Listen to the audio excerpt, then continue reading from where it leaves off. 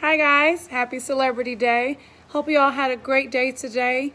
And today we are going to talk about your class recap for October 18th, 2018. So I'm going to start with 8th grade. I actually may break this video up into the 3 different classes and add an additional one at the end for my science class. So today, 8th grade, we talked about vertical and horizontal integration when it relates to Carnegie and John D. Rockefeller.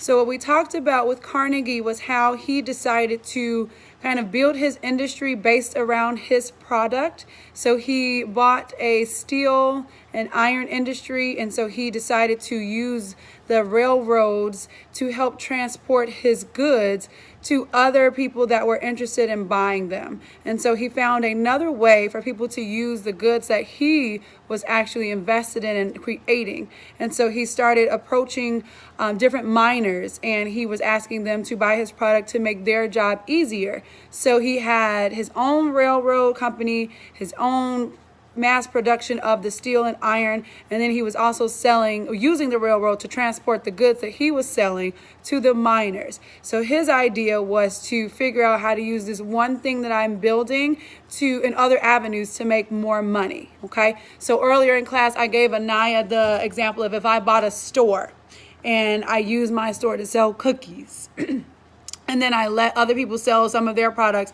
out of my store. But then on the weekends, I use my store on Saturdays to have parties.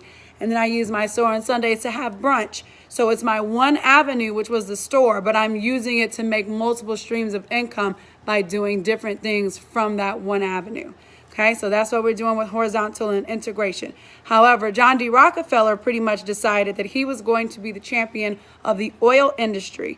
And so what he did was, after he bought his company, he bought out other companies while they were going through the Depression. He bought them at a very low cost to him and actually to the company. So they didn't really make a lot of money. They were trying to avoid bankruptcy. So they sold their companies to him. So he bought out all of his competitors. So instead of kind of convincing other people to use his product or make him the best, he bought out his competition so that there was nobody else to kind of compete with.